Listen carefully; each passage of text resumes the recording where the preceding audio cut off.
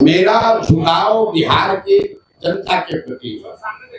बिहार की जनता के प्रति झुकाव है और बिहार में 18-19% मुसलमान भी रहते हैं, तो मेरा एक पांचवा हिस्सा 20% झुकाव मुसलमानों के लिए भी है। अगर जन सुराज में 100 लोग अगर आकर इसको साथ में बना रहे हैं तो उसमें 20% मुसलमान की भी भागीदारी हिस्सेदारी होनी चाहिए, उसमें 35% अति पिछड़ों की भी भागीदारी होनी चाहिए, 19% उसमें दलित भी होने चाहिए, 15% 14% सवर्ण भी होने चाहिए, 15% यादव समाज के लोगों का भी भागीदारी होगी और बाकी जो समाज है उनकी भी। हम लोगों ने ये कहा है कि जिसकी जितनी संख्या है उसको उतनी भागीदारी दी जाएगी।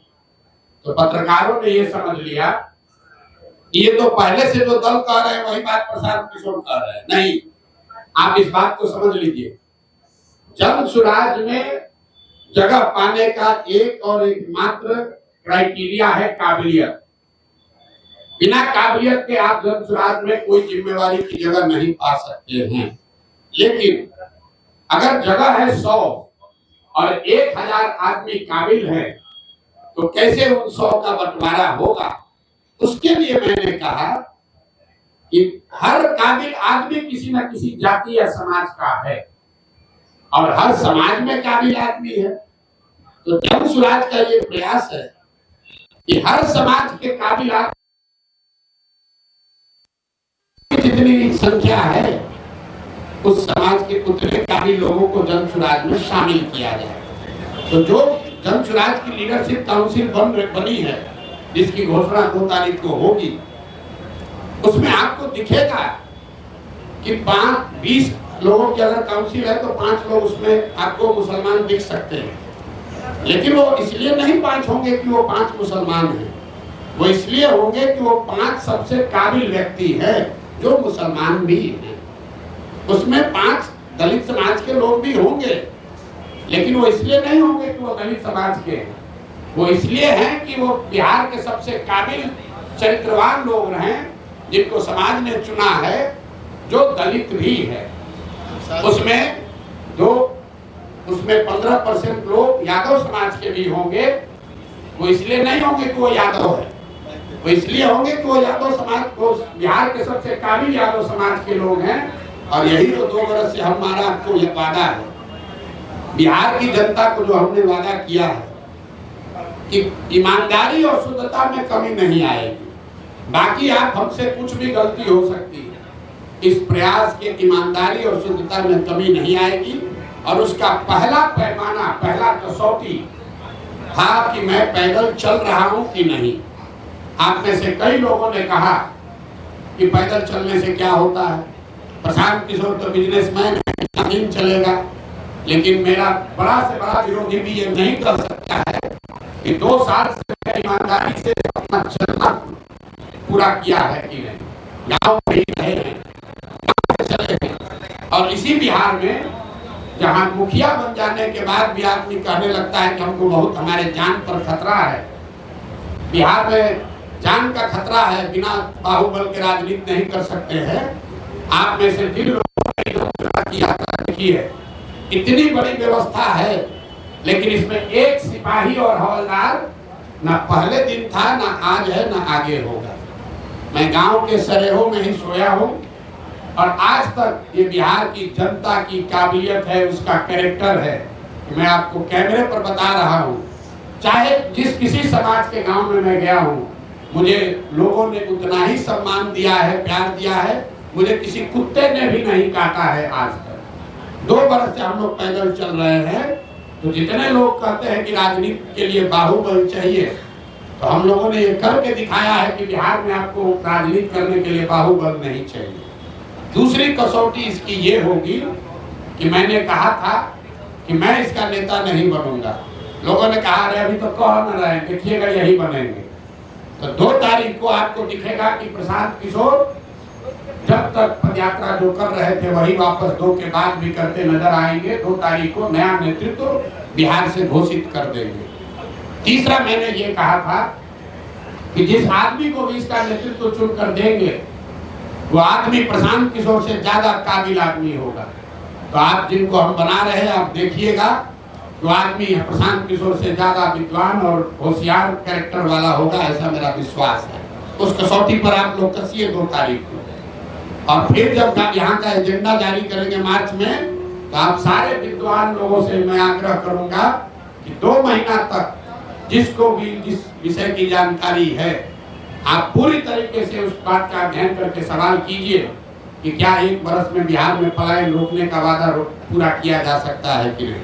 कोई बात बिना जांचे परखे नहीं करना, हमारे कहने पर नहीं, हमारी कथनी पर नहीं, हमारी करनी पर आपको भरोसा करना है। अगर उस करनी के द्वारा हम आपका विश्वास अर्जित कर पा रहे हैं तो बात को का समर्थन कीजिए। अगर हमारे कथनी और करनी में फर्क है तो मैं आपको सामने से कह रहा हूँ कि सबसे ज्यादा मेरा बकिया उधेड़ी है। ये प्रशांत जी ये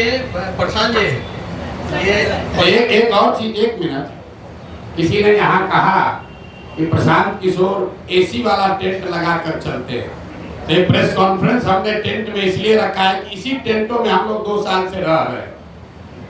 तो मैं चाहूंगा कि यहाँ आपकी प्रेस वार्ता के बाद इस टेंट का मुआयना भी कीजिए और बिहार में जो भी अपने को जमीनी नेता मानता है, मैं उसको चुनौती दे रहा हूँ कि इसमें 7 दिन रहकर पैदल चल के दिखाओ, तब बताते हैं कि तुम्हारा कितना कैरेक्टर है और कितना जमीन पर काम कर सकते हैं। इस कैंप का वीडियो बनाकर जारी कीजिए और खुली चुनौती दे रहा हूँ कि इस कैंप में 7 दिन रहिए। जिसको ये 5 स्टार दिख रहा है, आप सब साथी यहाँ बैठे हैं, बढ़िया मौसम है बाहर, 15 मिनट में पसीना छूट रहा है। इसी टेंट में हम लोगों ने जाड़ा भी काटा है, बरसात भी देखा है, और मैं अकेले नहीं हूँ। 2500 बिहार के बच्चे, 2500 बिहार के बच्चे ऐसे 20 कैंपों में बिहार में रह रहे हैं, इसी कठिन परिस्थिति में रह रहे हैं, गांव-गांव जा रहे हैं। और हम लोगों ने 50 बच्चों के साथ शुरू किया था, आज 2500 पदयात्री, उनका प्रयास, उनका परिश्रम, उन पदयात्रियों का संकल्प प्रशांत किशोर से ज्यादा है। क्योंकि प्रशांत किशोर तो फिर भी मीडिया में आ रहे हैं, बोल रहे हैं, उन बच्चों को आप देख नहीं रहे। वो बच्चे नेमलेस हैं, फेसलेस हैं। 2500 बच्चे अपना घर परिवार छोड़कर रात दिन इन कैंपों में रह रहे हैं। और नेता यहाँ पटना में बैठ के कहता है प्रशांत किशोर एसी के टेंट में रहता है, जरा आके रह के देखो। 5 दिन यात्रा शुरू किया था सब जन यहाँ के नेताओं ने, कब शुरू हुआ कब खत्म हुआ पता ही नहीं चला। ये प्रशांत जी, ये प्रशांत जी राजनीतिक रणनीतिकार सलाहकार से आप बिहार की बात किए, उसके बाद जन सुराज अभियान आपने चलाया, तो आप बता रहे हैं कि नेतृत्व किसी और को सौंपेंगे। तो वैसी स्थिति में प्रशांत किशोर की जन सुराज में आगे क्या भूमिका रहेगी, किस तौर पर वो जाने जाएंगे? प्रशांत किशोर की भूमिका रहेगी बिहार के समाज को जगाने का, समझाने का। क्योंकि प्रशांत किशोर की सोच ये है, जो कि गांधी की सोच से प्रेरित है, कि अगर राजनीति में आमूल चूल परिवर्तन लाना है तो बिना समाज में हस्तक्षेप किए हुए, समाज के स्तर पर काम किए बगैर आप राजनीति को और व्यवस्था को नहीं सुधार सकते। ऐसा नहीं है कि प्रशांत किशोर कहीं जा रहे हैं। हमारी सबसे बड़ी चुनौती क्या है? आप लोग सवाल क्या पूछते हैं? बात तो अच्छी है, प्रयास तो अच्छा है, समाज मानेगा तब ना, जाति टूटेगा तब ना। तो सबसे बड़ी चुनौती जो है समाज को मनाने समझाने की, वो चुनौती, वो काम प्रशांत किशोर के कंधे पर है। लेकिन अगर समाज मान जाए तो उसके सामने अच्छे व्यक्तियों का विकल्प हो, वो भी जरूरी है। अच्छे व्यक्तियों का विकल्प हम आपको सामने दे रहे हैं, लेकिन समाज को जगाने का, समझाने का जो काम है, गुरु काम है, वो काम प्रशांत किशोर का है और उसी भूमिका में हम आगे भी रहेंगे। देखिए एक अंतिम बात इस प्रकार की, गांधी जी, महात्मा गांधी देश में कांग्रेस में सिर्फ एक ही बार जीवन में अध्यक्ष बने। गांधी जी जीवन भर कांग्रेस के अध्यक्ष नहीं थे, लेकिन इसका मतलब नहीं है कि गांधी जी का कांग्रेस पर प्रभाव नहीं था।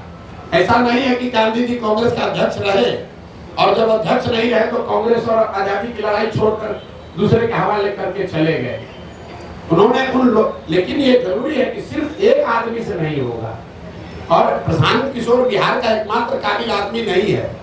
इस मूल भावना जन स्वराज की यही है कि पिछले 30 वर्ष में सिर्फ 1200 परिवार के लोगों ने बिहार की राजनीति को कब्जा कर रखा है। 3.5 करोड़ परिवार बिहार में रहते हैं।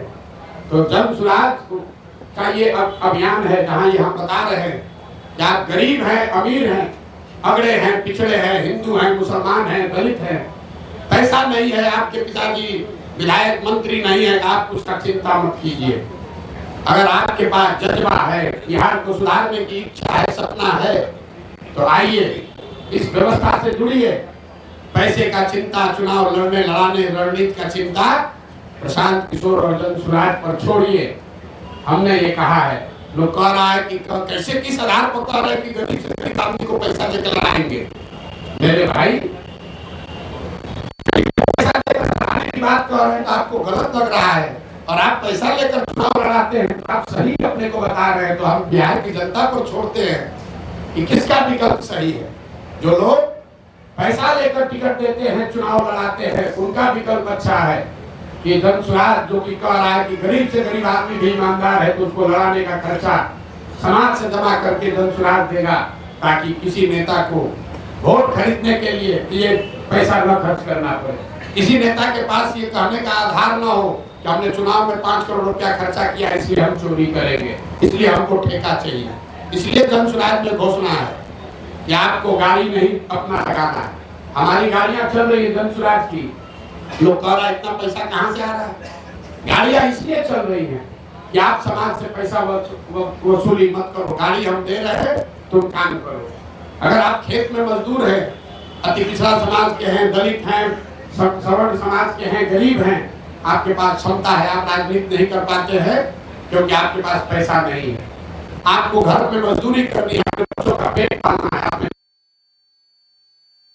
कर सकते हैं। जन स्वराज द्वारा तुम राजनीति करना चाहते हो, हम साधन देते हैं, राजनीति करो, ताकि परिवारों का दबदबा खत्म हो। धर्म के आधार पर, जात के आधार पर जो लोग ठेकेदारी कर रहे हैं, ठेकेदारी कर रहे हैं, इनका वर्चस्व खत्म किया जाए। प्रसाद जी, आप अच्छे लगता है, अच्छे सामाजिक कार्यकर्ता हम लोग देख रहे हैं, 74 अक्टूबर में है, जेपी के बाद हमें लगता है कि आप कुछ कीजिएगा बिहार में। ये बताइए, नीतीश जी में क्या खूबी और खराबी हो गई जो आप उनको छोड़ दिए, और आप ही तो लाए थे उनको? नहीं, नीतीश जी को हम नहीं लाए थे। नीतीश जी को 2005 में बिहार की जनता लेकर आई थी। आपका ये सवाल ठीक है कि इस बिहार में हमने नारा दिया, बिहार में बाहर हो, नीतीश कुमार हो, आज हम उनके विरोध में क्यों खड़े? ये जायज सवाल है। 2000 यहाँ बैठे हुए हर व्यक्ति और आपके जरिए बिहार की जनता को ये बताना चाहते हैं कि 2014 के नीतीश कुमार और 2024 के नीतीश कुमार में जमीन आसमान का फर्क है। 2014 में जिस नीतीश कुमार की हमने मदद की थी, उसकी छवि बिहार में सुशासन बाबू की है, ऐसे प्रशासक की है जो बिहार को सुधारने के लिए प्रयास कर रहा है। बिहार बहुत अच्छा नहीं हुआ था, लेकिन सुधार की एक प्रक्रिया शुरू हुई थी, लोगों का एक विश्वास बनना शुरू हुआ था कि बिहार में भी शायद सुधार हो जाए। आज जिस नीतीश कुमार का मैं विरोध कर रहा हूँ, वो नीतीश कुमार है जिसके लिए गांव-गांव में लोग कह रहा है कि भैया बिहार में लालू का जंगल राज, अपराधियों का जंगल राज देखे थे, ये नीतीश का जो राज है ये अधिकारियों का जंगल राज है। यहाँ बैठा हुआ हर पत्रकार जानता है कि ये पूरी व्यवस्था, पूरा सरकार चंद अधिकारी, कोई विधायक मंत्री भी नहीं चला रहा है। आपको कैमरे पर कह रहे हैं, कोई विधायक मंत्री नहीं चला रहा है, चंद अधिकारी, वो भी सेवानिवृत्त अधिकारी सलाहकार बनकर बैठ गए और पूरे 13 करोड़ लोगों के भाग्य विधाता बनकर बैठ गए हैं। ना वो उनका नौकरी है, नौकरी से रिटायर हो चुके हैं, जनता ने उनको चुना नहीं है, और पूरे बिहार को 4 अधिकारी मिलकर चला रहे हैं। नाम आपको पता है, नाम लेकर हम उनको ग्लोरीफाइड नहीं कर रहे हैं, लेकिन आपके जरिए जरूर बताना चाह रहे हैं कि 13 करोड़ बिहार के लोगों का भविष्य सेवानिवृत्त 4 अधिकारी मिलकर नहीं तय कर सकते हैं। बिहार की जनता को इतना मूर्ख मत समझिए, चुनाव आने के लिए कोई नहीं बचने वाला है। प्रशांत जी, एक सवाल है प्रशांत जी, अरे सुन लीजिए, आप, मैंने एक पहलू बताया, तो उस प्रशासक का मैं विरोध कर रहा हूँ जिसने पूरे बिहार की जनता का भविष्य 4 सेवानिवृत्त अधिकारियों के हाथ में कर छोड़ दिया। जिस नीतीश कुमार की 2014 में मैंने मदद की थी, उसमें राजनीतिक मोरालिटी थी। नीतीश कुमार गैसल पश्चिम बंगाल में, आप में से कुछ लोगों को याद होगा, एक रेल दुर्घटना हुई थी। नीतीश बाबू तब रेल मंत्री थे। 200 से ज्यादा लोगों की मृत्यु हुई। नीतीश कुमार ने रेल मंत्री पद से वाजपेयी की सरकार में इस्तीफा दिया था। मैंने उस नीतीश कुमार की मदद की थी। आज जिस नीतीश कुमार का विरोध कर रहा हूं वो नीतीश कुमार है कि कोरोना के काल में हजारों लोग मर गए, उनकी मृत्यु हो गई, लाखों बच्चे, पूरे कोरोना से पूरे देश में संकट आया, लेकिन जितना कष्ट बिहार के लोगों को हुआ उतना कष्ट किसी को नहीं हुआ। लाखों बच्चे बिहार के रोड पर मारे मारे फिर रहे थे, और आपको मालूम है नीतीश कुमार बंगले से नहीं निकले, इसलिए नीतीश कुमार का विरोध कर रहे हैं। तीसरा, नीतीश कुमार का इसलिए विरोध कर रहे हैं, 2015 में 14 में नीतीश कुमार चुनाव नहीं हारे थे। लोकसभा में उनके दल को चुनाव लोगों ने हराया था, उनके दल को 2 MP मिला था। नीतीश कुमार के पास 117 विधायक थे, उनको बहुमत था, फिर भी उन्होंने पद छोड़कर मांझी जी को मुख्यमंत्री बनाया था कि भाई जनता का विश्वास हम पर नहीं है तो दूसरे को मुख्यमंत्री बनना चाहिए। आज उस नीतीश कुमार की मैंने मदद की थी। आज जिस नीतीश कुमार का विरोध कर रहे हैं वो नीतीश कुमार है जो चुनाव हार गया है। 243 के विधानसभा में 42 विधायक जीता है इस आदमी का, और कभी लालटेन पर लटक कर, कभी कमल पर बैठकर ये आदमी राज कर रहा है। जिस दिन परिणाम आपके सामने खुलासा कर रहे हैं, जिस दिन 2020 का चुनाव का परिणाम आया, नीतीश कुमार अपना फोन का रिकॉर्ड जारी करे, कम से कम 3-4 बार हमसे बात किया। इस शख्स ने 3-4 बार हमसे बात किया। हमने इनको सलाह दिया कि आपको 42 विधायक आया है, मत बनिए मुख्यमंत्री, जनता के आदेश का उल्लंघन होगा। 6 बजे तक आप लोगों को भी जानकारी होगा, शाम में 6 बजे तक कहते रहे नहीं बनेंगे, और 6:30 बजे फिर वही जाकर मुख्यमंत्री बन गए। इस नीतीश कुमार का विरोध कर रहा हूं। तो अच्छे प्रशासक का समर्थन किया था, नैतिकता वाले राजनेता का समर्थन किया था, बिहार को सुधारने वाले व्यक्ति के का समर्थन किया था। जिसका विरोध कर रहा हूं वो उसका विरोध है जो कि जिसकी एक ही प्राथमिकता बची है, किसी भी तरीके से फेविकॉल लगाकर कुर्सी पर बैठे रहो, बिहार का जनता का जो होता है होने दो। आपने कहा कि आपका जो मुकाबला है वो एनडीए से है, आरजेडी को आप कोई मुकाबला नहीं मानते हैं, तो क्या आपको नहीं लगता कि कहीं आपका ये बयान आप पर बैकफायर भी हो सकता है, क्योंकि कहीं ना कहीं एक खास वोट बैंक पर आपकी भी नजर है अगर इस स्टेटमेंट को हम देखें तो? नहीं, आप ये भाई इसके लिए कोई आपको बहुत ज्ञानी होने की जरूरत नहीं है। आप 2005 से जब से एनडीए बना है उसके बाद से आरजेडी की कोई ताकत रही नहीं है। 2005 से आप आगे का इलेक्शन का आंकड़ा उठाकर देख लीजिए तो आरजेडी को कभी, आरजेडी या उनके द्वारा बनाए गए गठबंधन को कभी जीत नहीं मिली है। महागठबंधन का एक अपवाद छोड़ दिए जिसमें हम लोगों ने मदद की थी, उसमें भी आरजेडी जूनियर पार्टनर ही था। नीतीश जी के चेहरे पर चुनाव लड़ा था, आरजेडी के नाम पर चुनाव नहीं लड़ा गया था। और अभी का लोकसभा का चुनाव देख लीजिए, इस लोकसभा चुनाव में 176 विधानसभा में भाजपा और एनडीए को बढ़त है। तो हमारा अगर मुकाबला है तो जो 176 में आगे है उससे मुकाबला होगा कि जो 50 सीट में आगे है उससे मुकाबला होगा। तो ये तो हमारे आकलन का विषय नहीं है, ये तो फैक्ट है। सबसे बड़ी पार्टी है बिहार में। किसने कह दिया आपको? भाई ऐसा है, अब अपने हिसाब से कहिएगा लोकसभा में कितना सीट है आरजेडी को? 2014 में आरजेडी को 5 से कम सीट था, 2014 में 0 सीट था, 2019 में 4 को सीट मिला है। और आप लोग बता रहे हैं बाप रे कितना बड़ा दल है आरजेडी। आरजेडी, एक बात ध्यान रखिए आप लोग, आरजेडी अपने दम पर, लालू जी से बहुत बड़े नेता हैं, लेकिन लालू जी अपने दम पर बिहार जीवन में सिर्फ एक ही बार जीते हैं, एक ही बार जीते हैं। दोबारा बिहार की जनता ने लालू जी को बहुमत नहीं दिया है। तो एक बड़ा दल का ढोंगा बिहार के दूसरे कोने में जाकर बताइएगा, हमको मत समझाइए। कितना उनको दम है वो हमको मालूम है। और वो दम का आधार क्या है? दम का आधार यह है 18% मुसलमान, जिसको आप 20 बरस से डरा रहे हैं कि अगर हमको वोट नहीं दोगे तो भाजपा आ जाएगी। आपने मुसलमानों के लिए किया कुछ नहीं, उसको भागीदारी नहीं दी, उसको हिस्सेदारी नहीं दी, उनके बच्चों के पढ़ाई की चिंता नहीं की, उनको लालटेन में किरासन तेल बनाकर जला रहे हो, रोशनी अपने घर में कर रहे हो, उसको अगर हटा दीजिएगा तो कितने लोग बिहार के हैं जो आरजेडी के समर्थन में, आप बता दीजिए, आपको ज्यादा जानकारी है।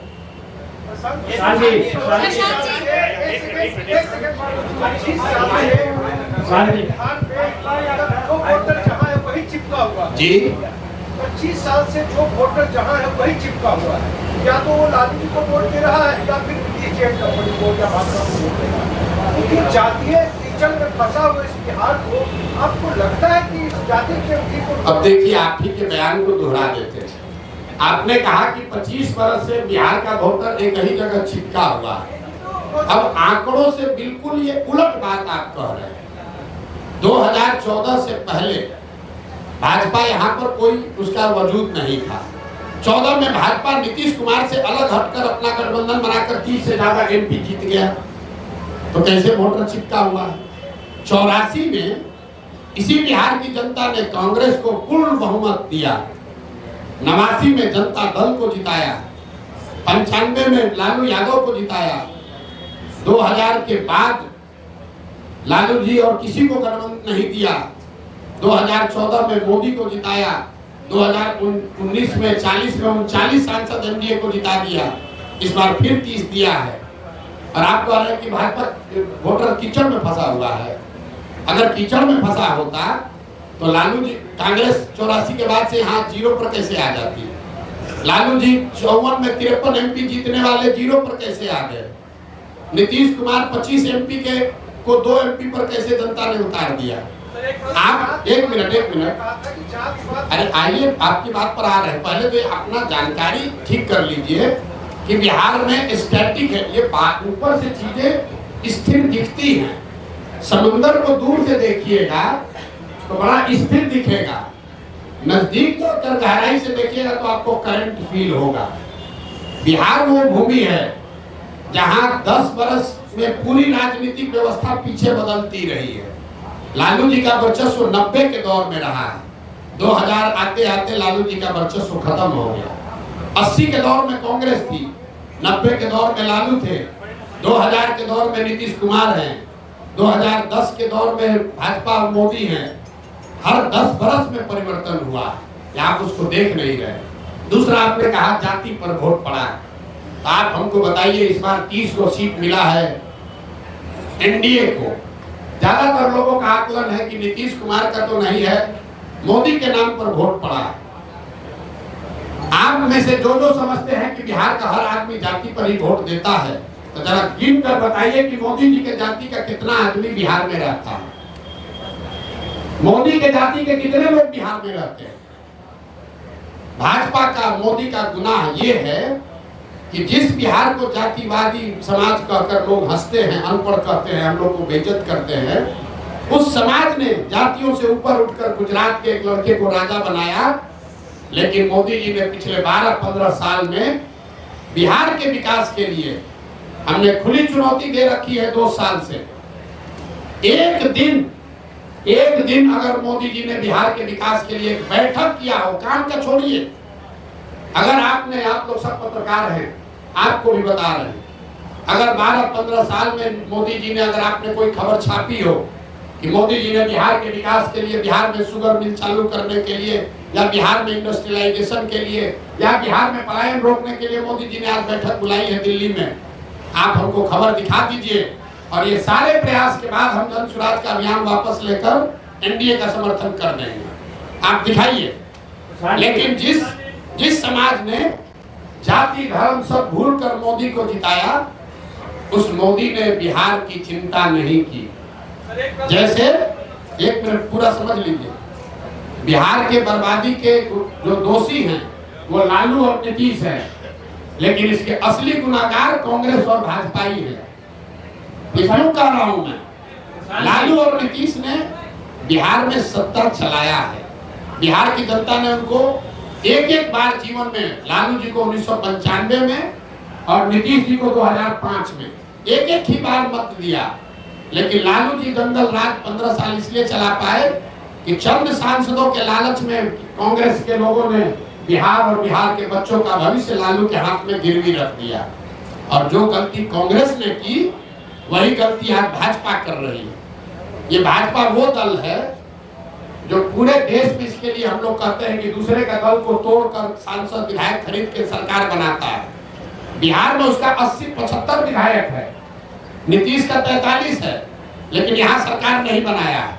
यहाँ नीतीश को बैठा दिया है ताकि हमको 12-15 MP मिलता रहे। तो भाजपा ने भी वही गलती की है जो कांग्रेस ने किया। कांग्रेस ने हम लोग के बच्चों का भविष्य लालू के हाथ में बेचा, भाजपा वाले हम लोग का भविष्य नीतीश के हाथ में बेचे हैं, और परिणाम भी वही होगा।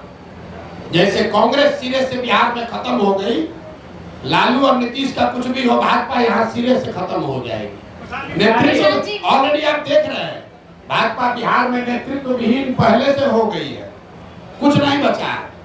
देखिए किसको ये बताइए प्रशांत जी, रुकिए। भाजपा के जो यहाँ अध्यक्ष बने हैं, हम आपको आपके मन से बता रहे हैं, सुन लीजिए, उसके बाद में 1 घंटा बैठे हुए। भाजपा के जो अध्यक्ष बने हैं, बिहार के किसी गांव में चल के खड़ा हो जाए, उसमें से 10% आदमी भी नहीं कह सकता है ये आदमी कौन है। ये भाजपा के नेतृत्व का देखिए स्थिति। जो भाजपा के अभी अध्यक्ष है उसको बिहार में 10% आदमी पहचानता नहीं है कि आदमी है कौन। अब भाजपा उनके जरिए बिहार सुधारना चाहती है, ये दिखाता है। यही काम कांग्रेस ने किया था, उन्होंने अपने नेतृत्व को खत्म करके लालू के हवाले कर दिया।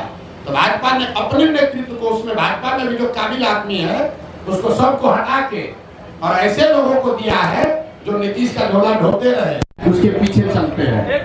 या देश के अन्य हिस्सों में है, ऐसे 200 से ज्यादा लोगों ने बिहार में होने वाले इस प्रयास में अपना योगदान देना स्वीकार किया है, और इस विजन डॉक्यूमेंट को, बिहार की योजना को बनाने में उन्होंने अपना योगदान दिया है।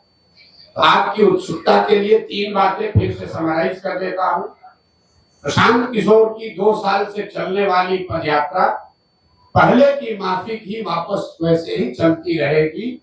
सुपौल और अररिया में मैं हूँ, और आगे वहां से किशनगंज जाऊंगा, उसके बाद कटिहार, फिर पूर्णिया, फिर भागलपुर, मुंगेर, जमुई होते हुए दक्षिण बिहार के इलाके को कवर किया जाएगा। दूसरी घोषणा ये है कि 2 अक्टूबर को जन स्वराज विधिवत तौर पर, औपचारिक तौर पर एक राजनीतिक दल के तौर पर उसकी घोषणा की जाएगी। 2 तारीख को दल के नेता, संविधान और नेतृत्व की भी घोषणा की जाएगी। उनसे आपको मुखातिब भी कराया जाएगा ताकि आप उनसे सवाल कर सके, उनकी पृष्ठभूमि की जांच कर सके, और अगर उसमें कोई गलती व्यक्ति आ जाए तो बिल्कुल उस पर टीका टिप्पणी भी करे और हमसे सवाल भी उठाए। और तीसरा जो मैंने आपको बताया कि जब दल बन जाएगा, 6 महीने अभी हमको और लगेंगे, तो बिहार के विकास का जितने लोग सवाल उठा रहे हैं कि प्रशांत किशोर कह रहे हैं, जन स्वराज वाले कह रहे हैं कि 1 साल में पलायन रोक देंगे, तो 1 साल में पलायन के रोकने का पूरा खाका बिहार की जनता के सामने रखा जाएगा कि उस पलायन को कैसे रोका जाएगा। अगर जन स्वराज में हम लोग कह रहे हैं कि 15 साल से कम उम्र के हर बच्चे के लिए अगले 5 से 7 वर्षों में विश्व स्तरीय शिक्षा की व्यवस्था बनाई जाएगी, बिहार को फिर से ज्ञान की भूमि के तौर पर स्थापित किया जाएगा, तो उसका पूरा योजना बनाकर आपके सामने जारी करेंगे। अभी तक मेरा जो 2 साल का पदयात्रा का अनुभव रहा है और आगे की योजना के बारे में अब आपके जो सवाल है, मैं आपके सामने बैठा हुआ हूँ। आप स्वेच्छा से अगले 1 घंटे तक जो कुछ भी सवाल चाहे वो पूछ सकते हैं। आप सबका फिर से बहुत बहुत धन्यवाद। अब आप सवाल कर सकते हैं। पसंद है कि काबिल आदमी को लाएंगे मतलब दूसरा नाकाबिल है, ये बात नहीं है। लकीर बड़ी करने के लिए उस दूसरे को काटना जरूरी नहीं, उससे लंबी लकीर खींची जा सकती है। तो जिसको जन स्वराज का नेतृत्व दे रहे हैं, इसका पहला पैमाना ये है कि उस आदमी को आप जो जन स्वराज का अध्यक्ष बनेगा, यहाँ पर 3 बड़े पार्टियों के 4 बड़े पार्टियों के अध्यक्ष पहले से हैं, भाजपा के अध्यक्ष दिलीप जायसवाल जी हैं, जदयू के अध्यक्ष उमेश कुशवाहा जी हैं, आरजेडी के अध्यक्ष जगदानंद जी हैं और कांग्रेस के अध्यक्ष अखिलेश जी हैं। जन सुराज का जो अध्यक्ष बनेगा उसको खड़ा कर दीजिए और पांचों के सामने उसकी काबिलियत, उसका डिग्री, समाज में नजरिया और किसी भी विषय पर आप उससे बहस करा लीजिए, खुद तय कर लीजिए कि उसमें काबिल कौन है। काबिलियत का पैमाना समाज है। दूसरी बात आपने कही कि ये इसकी क्या गारंटी है कि जन सुराज का आदमी, अगर काबिल आदमी भी गलत बन जाए। इसीलिए देश में पहली बार, ये घोषणा हमको दो को करनी है लेकिन आपने सवाल उठाया है, देश में पहली बार किसी राजनीतिक दल ने अपने संविधान में ये लिखा है, राइट टू रिकॉल, कि अगर जो व्यक्ति जन सुराज के टिकट पर चुनाव लड़ेगा उसको ये एफिडेविट साइन करके देना पड़ेगा लीगली कि जन सुराज के संस्थापक सदस्य उस विधानसभा क्षेत्र के 1/3 जन सुराज के संस्थापक सदस्यों ने अगर आपके खिलाफ अविश्वास प्रस्ताव ला दिया और फिर वहां वोटिंग हुई और जन सुराज के संस्थापक सदस्यों में आपने अगर अपना विश्वास खो दिया तो आपको रिजाइन करना पड़ेगा। ये एफिडेविट देने के बाद ही आप जन सुराज से लड़ पाएंगे। इस बात को हम लोग जन सुराज अपने संविधान में लिख रहा है। तीसरा और अंतिम सवाल कि जन सुराज पर भरोसा क्यों करें? ठीक बात है, ये अच्छा सवाल। जन सुराज पर भरोसा इसलिए करें कि पहले से जो लोग यहाँ पर हैं वो एक्सपायर मेडिसिन है। आपने उसको जांच लिया, परख लिया, जानते हैं कि ये दवा काम नहीं करती। मान लीजिए कि आपके घर में कोई बीमार पड़ गया, भगवान न करे, और उसको कोई ऐसी बीमारी हो गई जिस सुधर ही नहीं रही है। डॉक्टर ने दवा दिया, हर तरह का दवा दे दिया, वो सुधर नहीं रहा है। आपने कहा डॉक्टर साहब इससे क्या होगा, अब तो नहीं सुधर रहा है। डॉक्टर ने कहा भाई एक नई दवा आई है, उसका पूरा प्रमाण तो नहीं है लेकिन 20% 40% संभावना है ठीक हो सकती है, लेकिन कुछ खतरा भी हो सकता है। आपका अगर आदेश हो, अगर आप सहमत हो तो हम एक बार ट्राई करके देखते हैं।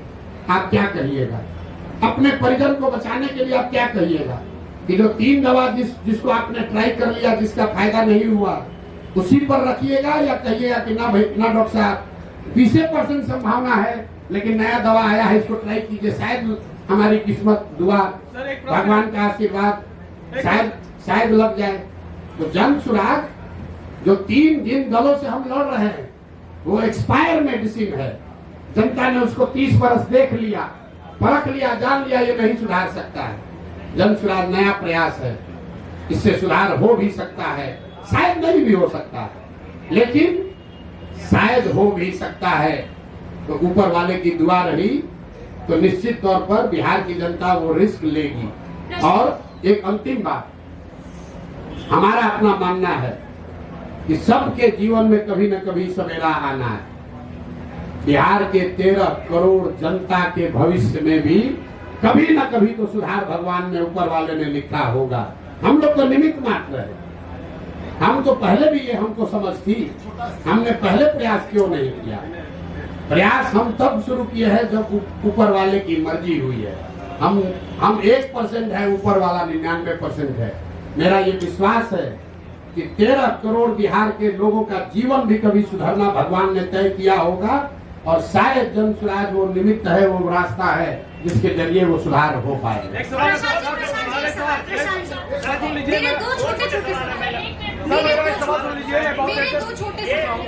उनके भी 2 छोटे हैं, आपके भी 2 छोटे हैं। मेरा एक सवाल सुनना चाहे, मैं डॉक्टर हूँ, मुझे क्लिनिक जाना है, मैं एक सवाल पूछने चला जाऊँगा।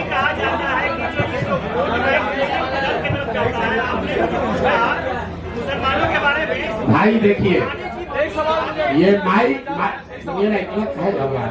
बिहार के लिए चिंता करने वाले लोग इतना घबराए हैं। आपने कहा माई समीकरण, रुकिए, अभी हमारी बात पर मत जाइए। प्रमाण, जनता का प्रमाण ही सबसे बड़ा प्रमाण है। रुपौली में चुनाव हुआ, माई समीकरण की बात करने वाले आरजेडी वालों ने बीमा भारती जी को वहां उम्मीदवार बनाया। रुपौली की स्थिति से जो लोग जानकारी रखते हैं, बीमा भारती जी के अपने जाति के 35-40 हजार लोग उस विधानसभा में रहते हैं। 15,000 MY में वाई समाज के लोग, यादव समाज के लोग रहते हैं और 45,000 वहां मुसलमान रहते हैं।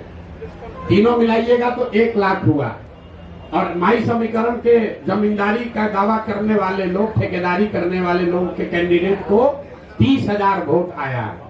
दूसरा देखिए, एनडीए का अति पिछड़ा तो नीतीश जी के साथ है, तो भैया रुपौली में 1,10,000 अति पिछड़ा है, उनको कितना वोट आया? 50,000। और जीता कौन? उस व्यक्ति को आदमी जीता है, हमारा आदमी नहीं जीता है। जनसुराज की बात छोड़ दीजिए, वो आदमी जीता है जिसके जाति का 5-6 हजार आदमी वहां रहता है। और आप लोग कह रहे हैं कि बिहार में माई समीकरण है, सब जाते हैं, पब्लिक सब पागल है। अरे भाई आप ये समझिए, अगर यहाँ सोना और पीतल रख दिया जाए तो आप किसी जाति के यहाँ सोना उठाइएगा कि पीतल उठाइएगा? फर्क बस इतना है कि कोई सोना दिखना चाहिए, आचार से, विचार से, व्यवहार से, कर्म से। अगर आप सोना दिखेंगे तो समाज का कोई भी ऐसा वर्ग नहीं है। कौन नहीं चाहता है कि उसका बच्चा अच्छा पढ़े? कौन नहीं चाहता है कि उसके बच्चे के शरीर पर कपड़ा हो? कौन नहीं चाहता है कि उसके बच्चे को पलायन नहीं करना पड़े? हाँ, अब ये जिम्मेवारी हम पर है, जनसुराज पर है कि हम वो तप तपाकर सोना दिखे, वो विश्वास अर्जित करें। और मैंने कहा है कि अगर 3 वर्ष में विश्वास अर्जित नहीं कर पाए तो 5 वर्ष चाहे और चलना पड़े, 10 वर्ष प्रयास करना पड़े, हम पीछे नहीं हटने वाले। जब तक समाज को ये विश्वास न दिला दें तब तक ये प्रयास रुकेगा नहीं। बिहार को सुधारे बगैर मानने वाले नहीं हैं, चाहे 2 वर्ष लगे कि 10 वर्ष लगे। ऐसा सवाल एक सवाल मैं डॉक्टर हूँ, बोलिए। एक मात्र सवाल, पीके TOPM क्या? पीके TOPM मान लूं? पीके पीके TOPM मान लूं? टीओ क्या होता है? पीके टू प्राइम मिनिस्टर क्या आने वाले दिनों में प्राइम मिनिस्टर हैं? बिहार कहाँ से कहाँ सवाल आप करते हैं? सब जवाब हमने दल नहीं बनाया है। हम पूरी बात अपनी बिहार के लिए, अगर हम अपने जीवन में, मेरे जीवन का भी हम 10 साल में अपना जीवन जीते। 10 साल हम संयुक्त राष्ट्र संघ में थे, 10 साल जो हमने काम, और जब संयुक्त राष्ट्र संघ में बुलंदी पर थे, जब वहां बुलंदी पर थे, 35 वर्ष की उम्र में संयुक्त राष्ट्र संघ में मुकाम हासिल कर लिए, तब हमने उसको छोड़ा और छोड़कर 10 वर्ष जो काम किया, जिसको आप चुनावी रणनीतिकार प्रबंधन कहते हैं, 2011 से 2021। और जब हम उस काम में चुनावी प्रबंधन रणनीतिकार जिसको आप कहते हैं, उसमें बुलंदी पर थे, तो 2021 में उस काम को छोड़ दिए। अब मेरा अगले 10 साल का जीवन का एक ही लक्ष्य है, बिहार को देश के 10 अग्रणी राज्यों में शामिल कराना है। चाहे उसके लिए जो कुछ भी करना पड़े। हम देश, दुनिया, विश्व नहीं देख रहे, एक ही चीज देख रहे हैं, बिहार की समस्या, बिहार के बच्चे, बिहार की पलायन, बिहार की अशिक्षा। और जैसा मैंने आपको कहा, आप चुनाव देख रहे हैं, मैं देख रहा हूं कि जब तक ये नहीं सुधरेगा तब तक बिहार में ही प्रशांत किशोर को इसी तरह से प्रयास करते रहना। विपक्ष आप पर कई तरह के आरोप लगाता है, जिसमें से एक आरोप ये है कि जनसुराज कुछ और नहीं बल्कि वन मैन शो है। इस आरोप पर प्रशांत किशोर क्या जवाब देंगे? देखिए, कम से कम विपक्ष वाले या पक्ष वाले आरोप लगाना शुरू तो कर रहे हैं। जब हमने अभियान शुरू किया था तो कहता था ये है कौन, प्रशांत किशोर कौन है? किसी ने हमको व्यापारी कहा, तो हमने मंच पर कहा, कैमरे के सामने कहा, हाँ व्यापारी हैं, सामान बेचने आए हैं, अपना विचार बेचने आए हैं, लोगों को माथा पर टोकरी लेकर घर घर घूम रहे हैं, ये विचार बेच रहे हैं कि जाति धर्म नाली गली का छोड़ो, अपने बच्चों की चिंता करो, ये विचार बेचने आए हैं। तो ये तो मान रहा है ना विपक्ष वाला कि प्रशांत किशोर को बेचने आता है। तो हम ये विचार घर घर बेच कर आए हैं कि एक बार जीवन में नेताओं की बच्चों की चिंता छोड़ दो, अपने बच्चों की चिंता कर लो, ये विचार बेचने आए। तो आज अभी पहली बार, आप लोग ध्यान नहीं दे रहे, पहली बार देश में ऐसा हो रहा है कि जो सत्ता में है और जो विपक्ष में है, दोनों के राजनीतिक कार्यकर्ता छोड़कर वहां जा रहे हैं जो अभी दल ही नहीं है। आप आप इसको जरा आकलन करके देख लीजिए। राजनीतिक कार्यकर्ता तो वहां जाता है जहां सत्ता है या सत्ता आने की संभावना है। जन स्वराज अभी दल नहीं है और आरजेडी वाले चिट्ठी निकाल रहे हैं कि भैया लालू जी के समाजवाद का हवाला है, जो दल मत छोड़ो रे भाई, अरे यहीं पर बने रहो। भाजपा वाला, कल हमको एक भाजपा का नेता आया, कहा भैया भाजपा का कार्यालय है, बैठे हम लोग हैं लेकिन चर्चा खाली जन स्वराज का हो रहा है। ये हमारी ताकत नहीं है, ये बिहार के लोगों की 30 वर्ष की छटपटाहट है। 30 वर्ष से भाजपा का डर दिखाकर लालू और लालू का डर दिखाकर भाजपा ने जो वोट लिया है, ये उनकी छटपटाहट है। जब बिहार के लोगों को कोई रास्ता मिल जाएगा तो ये मुफ्तखोरी जो है वो छूट जाएगी, राजनीतिक बंधुआ मजदूर कोई नहीं बचेगा। यही अभियान है और इसीलिए छटपटाहट और घबराहट। अच्छा, प्रशांत जी एक बड़ा खतरा बनकर उभरे। एक छोटा सवाल प्रशांत जी, आप एक बड़ा खतरा बनकर उभरे हैं, तो कईयों ने आपको भी संपर्क करने की कोशिश की होगी, तो प्रशांत किशोर के फोन पर कितनों का कॉल आया है, किसका कॉल आया? ऐसा है, प्रशांत किशोर को बिहार में प्रयास करने की जरूरत नहीं है हमको लोगों को संपर्क करने के लिए। देश में कौन ऐसा नेता दल है, आप लोग सब पत्रकार हैं, कौन ऐसा दल और नेता है जो सोचेगा कि प्रशांत नहीं सोचेगा कि प्रशांत किशोर को अपने साथ रख ले। भाई भूमिका हमको चाहे कुछ भी दे, इतना तो जरूर चाहेगा प्रशांत किशोर हमारे साथ रहे। तो यहाँ जब चुटपुंजिया नेता को जिसको 5000 वोट आ जाता है वो सौदा कर सकता है, तो आपको कैसे लग रहा है कि हमारे पास ऑफर नहीं आ रहा? हमको लोग प्रलोभन नहीं दे रहे, डर नहीं दिखा रहे, लेकिन हमने जो वादा किया है कि 243 मतलब 243, 242 नहीं होगा। और चुनाव के बाद अगर 130-35 सीट भी आ जाए, ये भी कैमरे पर कहा है, तो प्रशांत किशोर उसको अपनी व्यक्तिगत हार मानेंगे कि मेरे प्रयास में कमी रह गई, हम बिहार को लोगों को नहीं समझा पाए। हमारे लिए आंकड़ा 122 नहीं है, मुकम्मल जीत होनी चाहिए, तभी मानेंगे कि हमारा ये प्रयास सफल हुआ। 130, 135 सीट अगर जन स्वराज को आया तो प्रशांत किशोर की जन स्वराज की इस प्रयास की हार होगी। प्रशांत जी, इसी से जुड़ा हुआ सवाल है कि आपका आकलन बहुत सटीक रहा है, पिछले कई चुनाव में देखा गया है, और आप कहते रहे कि इस चुनाव में बिहार में या तो अर्श पे या तो फर्श पे जी। तो अभी आपका आकलन क्या है, कितने सीट जन स्वराज लेकर आएगी? और इसी से जुड़ा हुआ सवाल है, अगर 10, 15, 20 सीट बच जाते हैं बहुमत से, उस स्थिति में जन स्वराज क्या करेगा? फिर से चुनाव में जाने के लिए बिहार की जनता को धकेल देगा? 130 आएगा ना, आप कहे 10-15 कम रह जाएगा। हमने 15 बढ़ा दिया और पहले इंटरव्यू में बहुमत से 15 ज्यादा, बहुमत से 15 ज्यादा आएगा तो भी उसको हम अपनी हार मान लेंगे और आपको मौका दे देंगे कि बना लीजिए। ये कह रहे हैं, आपको स्पष्टता से कह रहे हैं, अर्श पर या फर्श पर अगर हमारे प्रयास की ईमानदारी में, शुद्धता में ताकत है, तो या तो बिहार की जनता अपने और अपने बच्चों का मुस्तकबिल बदलने के लिए हमको अर्श पर जन स्वराज को बैठाएगी, और अगर उसको समझ में नहीं आया तो कोई बात नहीं है, 5 वर्ष की और तपस्या जारी रहेगी। प्रधान जी एक सवाल आपके जवाब से एक सवाल निकल के आ रहा है।